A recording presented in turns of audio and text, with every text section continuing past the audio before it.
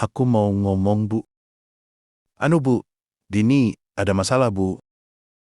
Apalagi sih, Den? Kamu punya masalah apa lagi sih?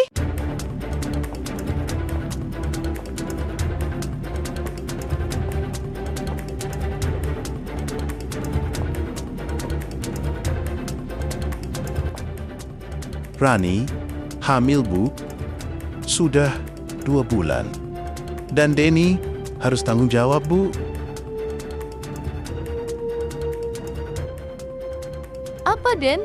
Rani hamil. Karisma, maafin Denny, Ya Kak. Allah, Den. Tega banget kamu sama kakak. Kamu tahu, Den, kakak siang malam banting tulang. Kakak kesampingkan keinginan kakak buat kuliah. Tapi lihat apa yang sudah kamu perbuat, Den. Dalam sekejap saja, kamu sudah hancurkan perasaan kakak. Sakit, Den. Sakit. Sakit banget hati kakak.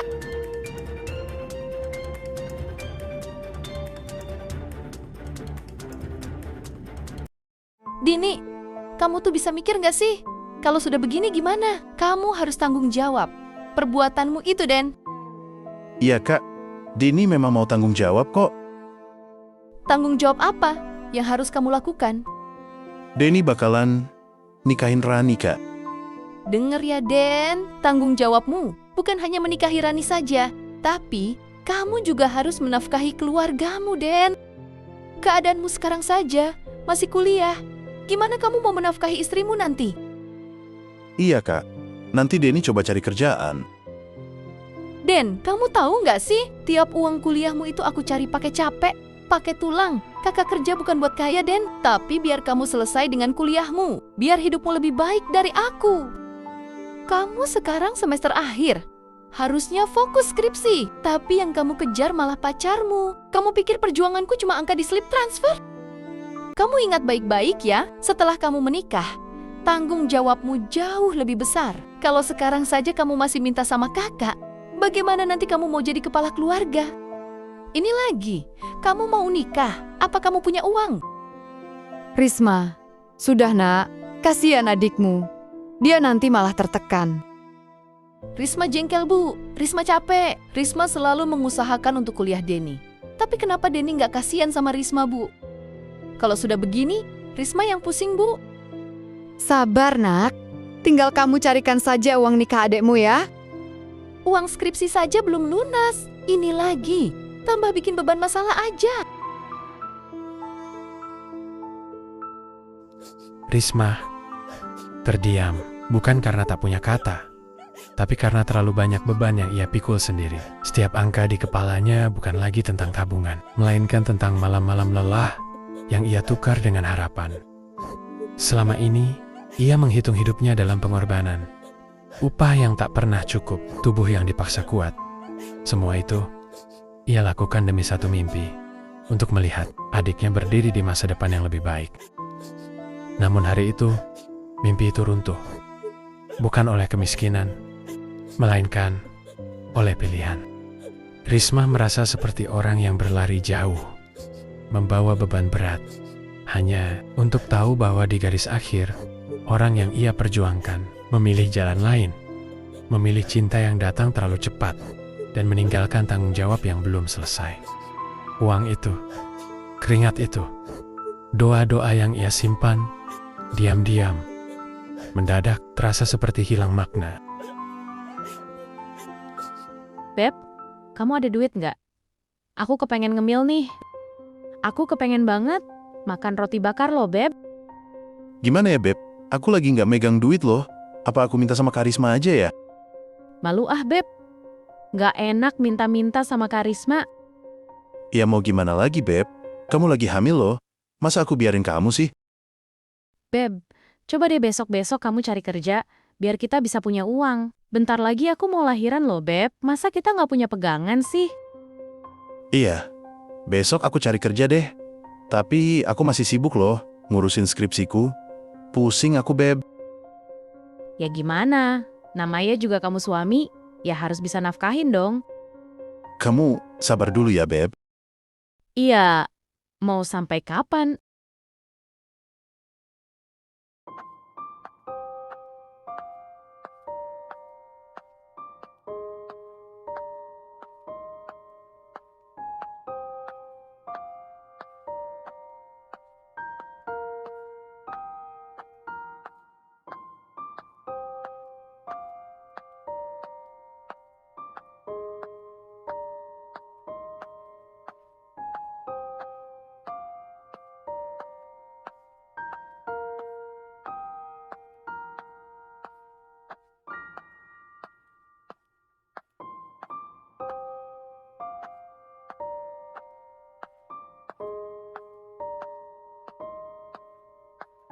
Wah, duh, bajunya lucu-lucu banget sih.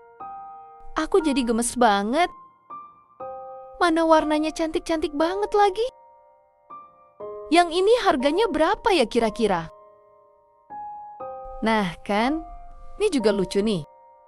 Yang di sini ambil 3 pasang deh. Jadi pas setengah lusin kan, masih kurang banyak sih sebenarnya. Tapi pelan-pelan aja dulu. Cicil sedikit-sedikit, hehe. Risma melangkah di antara rak-rak baju bayi. Matanya lelah, tapi hatinya masih hangat.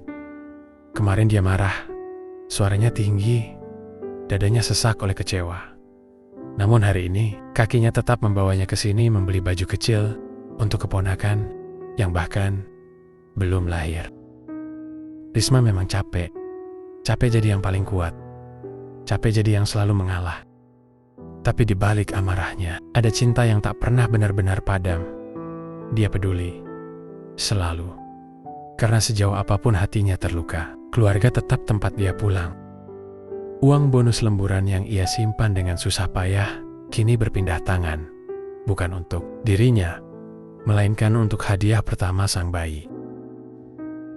Mungkin Risma tak pandai mengucap sayang, tapi hari itu, di antara lipatan baju bayi mungil, cintanya berbicara dengan cara yang paling jujur.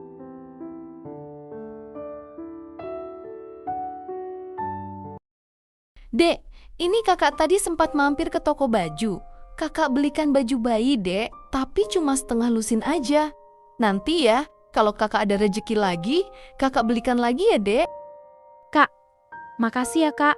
Maafin Rani, sudah ngerepotin kakak. Rani tuh malu sebenarnya kak. Apa semuanya kakak.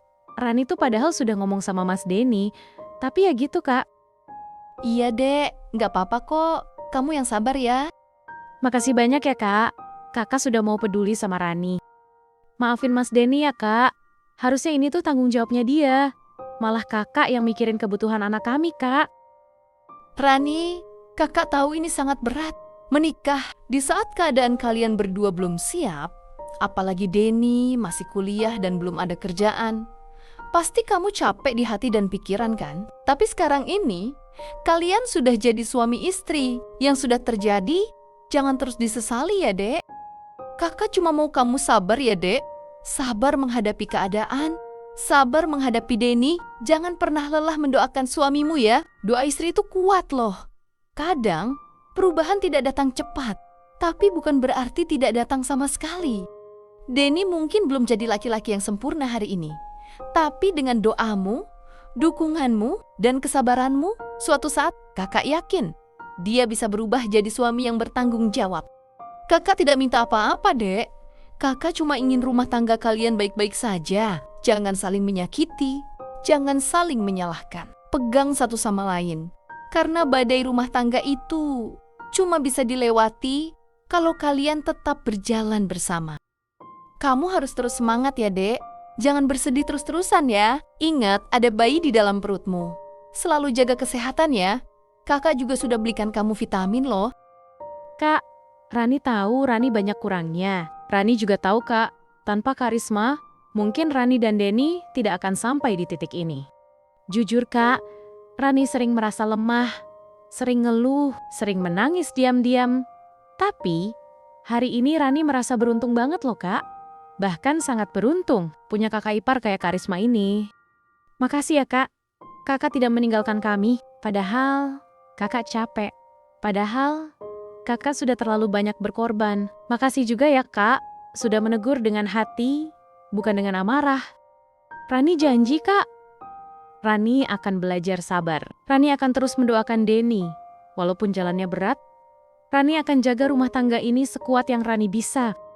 Doakan Rani juga kak, supaya Rani bisa jadi istri yang kuat dan ibu yang baik. Rani cuma ingin keluarga kecil ini selamat dan tetap utuh. Makasih ya kak. Sayang, gini, aku mau ngomong nih. Coba deh kamu tanya sama si Risma, apa uang cicilan sama bosnya sudah selesai? Kalau sudah, gimana kalau kita suruh Risma pinjam lagi? Aku mau coba ngojol, sayang. Terus, uang bulanannya gimana? Mana mau dia? Kalau Risma lagi yang bayar, Pak. Ya bilang aja, Risma cuma bayar uang mukanya aja mah. Bulanannya biar Om Reno yang bayar. Bilang aja, kalau Om Reno mau ngojol pakai motor itu. Iya deh, nanti aku coba ngomong sama Risma. Ris, Ibu mau tanya nih, cicilan utang sama bosmu waktu itu, apa sudah selesai, Nak? Alhamdulillah. Sudah, Bu. Memangnya? Kenapa, Bu? Gini, Riz. Ibu mau minta tolong lagi sama kamu, Nak. Om Reno kan mau ambil motor. Kira-kira bisa nggak kamu bayarkan uang mukanya? Om Rendi mau cicil motor? Buat apa, Bu? Terus cicilan bulanannya gimana? Iya, Nak. Rencananya Om Randy mau pakai motor itu buat ngojol. Nanti cicilannya biar Om Randy yang bayar. Hasil dari ngojolnya, kamu bisa usahakan kan, Riz? Bisa sih, Bu, tapi Risma mau minta tolong juga, Bu. Tolong Ibu kasih Om Rendi semangat terus ya, biar Om Rendi makin semangat cari uangnya. Insya Allah, kalau memang dengan cara seperti ini, bisa bikin Ibu seneng, Risma akan usahakan, Bu. Makasih ya, Nak. Maafin Ibu ya. Selama ini, kami sudah ngerepotin kamu. Iya, Bu. Semoga dengan adanya motor baru ini, Om Rendi jadi semangat cari uangnya ya, Bu.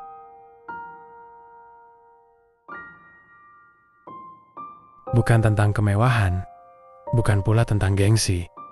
Hanya sebuah motor agar suami ibunya bisa bekerja, agar ada usaha, agar dapur tetap mengepul, dan agar ibunya sedikit merasa tenang. Di dalam hatinya, Risma tahu, beban itu kembali jatuh di pundaknya. Namun kali ini, ia tak mengeluh. Ia percaya selama itu untuk jalan kebaikan, selama itu membuka pintu rezeki, insya Allah akan ada jalan. Risma mengangguk pelan. Ia mengiyakan permintaan uang muka motor itu. Bukan karena ia berlebih, melainkan karena ia ingin melihat ibunya bahagia.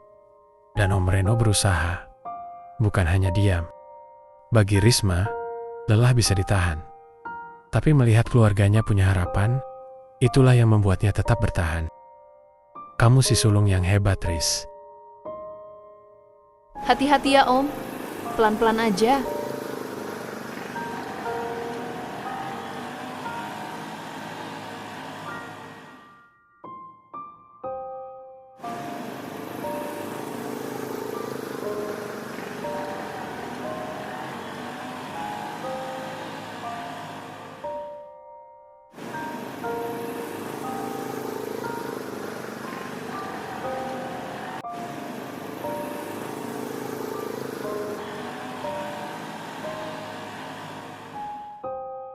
Di hatiku, Bu, kamu tetap ibuku yang terbaik. Perempuan yang sudah melahirkanku, merawatku tanpa hitung-hitungan. Bahkan saat hidupmu sendiri tidak pernah benar-benar ringan. Dulu ayah tidak mampu membahagiakanmu. Aku tahu, Bu, itu pasti meninggalkan luka. Dan aku tahu kamu menanggungnya sendirian. Sekarang aku sudah kerja, Bu. Aku punya penghasilan. Walaupun tidak selalu cukup. Walaupun kadang permintaanmu terasa bermacam-macam dan membuatku semakin lelah. Tapi percayalah, Bu, bukan karena aku berlebih, melainkan karena niatku satu. Aku ingin melihatmu bahagia, Bu. Karena bagiku, lelahku tidak ada apa-apanya dibanding pengorbananmu yang tak pernah kamu ceritakan. Aku anakmu, Bu, dan bahagiaku adalah saat kamu tersenyum.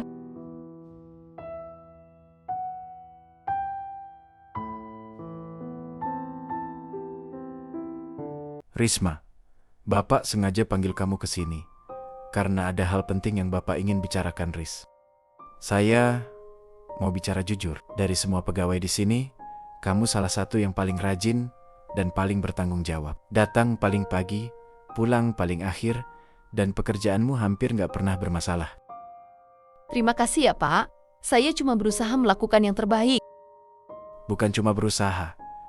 Kamu sudah membuktikan banyak pegawai kerja karena gaji, tapi kamu kerja pakai hati. Itu jarang sekali loh.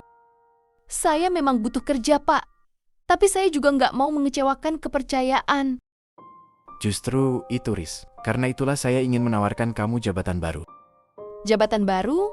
Pak, Iya, posisi lebih tinggi, tanggung jawab lebih besar, dan tentu saja gajinya juga naik. Terima kasih banyak, Pak. Tapi, Ada satu hal yang perlu kamu pertimbangkan. Posisi ini mengharuskan kamu dipindahkan ke cabang di daerah. iya, Pak. Terima kasih sudah melihat usaha saya selama ini. Apapun keputusanmu nanti, satu hal yang pasti kami bangga punya pegawai seperti kamu, Risma. Terima kasih, Pak. Kata-kata Bapak saja sudah sangat berarti buat saya. Bapak tunggu keputusan kamu ya. Kak, pulang sekarang ya kak. Ibu sama Om Reno kecelakaan. Dunia Risma runtuh dalam 1 detik. Tangannya gemetar, dadanya sesak. Ia belum selesai menjadi anak yang membahagiakan ibunya. Masih banyak rencana yang ingin ia wujudkan. Masih banyak, Bu. Nanti ya, yang belum sempat ia tepati. Kini, yang tersisa hanya penyesalan yang tak bisa diulang lagi, dan doa-doa yang datang terlambat. Risma hancur, bukan karena kehilangan segalanya, tapi karena kehilangan satu orang yang selalu menjadi alasan ia bertahan.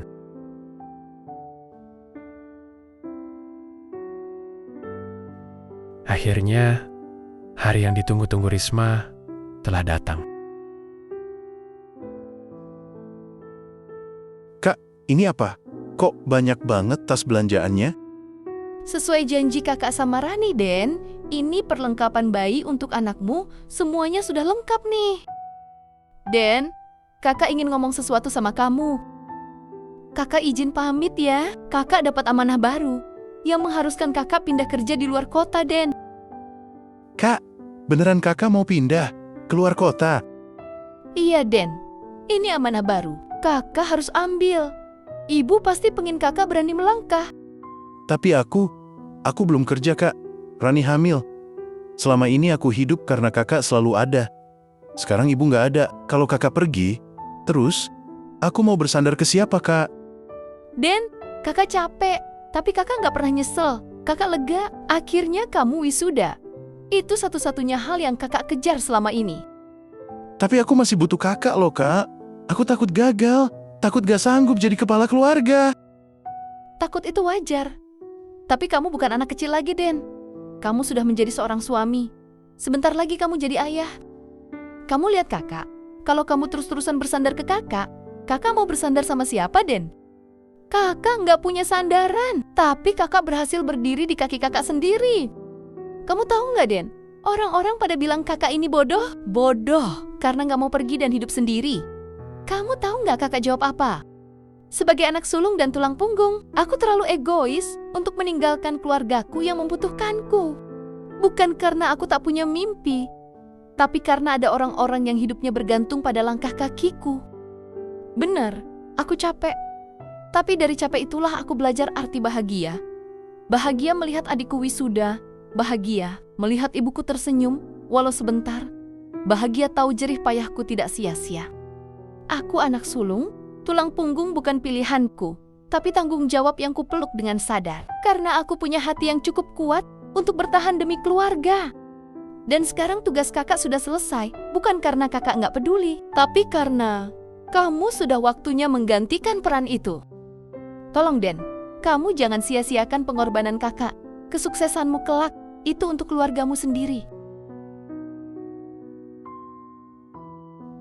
Beb, jangan terlalu keras pada kakak perempuanmu, karena dia tidak benar-benar hidup untuk dirinya sendiri.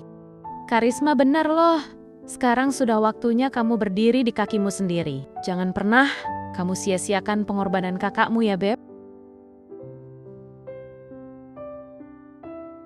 Risma mungkin tidak pernah meminta dipuji. Ia berjalan sendirian di jalan yang berat, memikul beban yang bahkan tak seharusnya ditanggung oleh satu jiwa. Sebagai kakak sulung, ia memilih menjadi tulang punggung, rela letih, rela sakit, rela mengorbankan mimpinya sendiri. Demi satu hal sederhana, keluarganya baik-baik saja.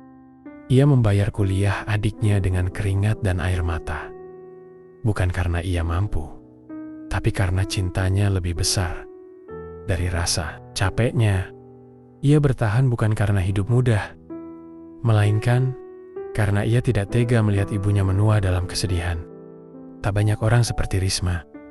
Perempuan yang diam-diam kuat, yang terluka tanpa mengeluh, yang jatuh namun selalu bangkit demi orang lain. Dan jika hari ini adiknya bisa berdiri lebih tinggi, jika ibunya bisa tersenyum lebih tenang, itu karena ada Risma, perempuan hebat yang memilih berjuang saat dunia memberinya alasan untuk menyerah. Kisah Risma mengajarkan kita bahwa tanggung jawab bukanlah tentang siapa yang paling mampu, tetapi siapa yang paling rela. Bahwa cinta sejati seringkali hadir dalam bentuk pengorbanan, bukan kata-kata. Dan satu hal yang paling penting, jangan pernah menyia-nyiakan perjuangan orang yang bertahan demi kita. Karena di balik keberhasilan seseorang, sering ada sosok seperti Risma yang hampir hancur, namun tetap memilih untuk kuat. Makasih ya guys, sudah menonton sampai akhir. Sampai jumpa lagi.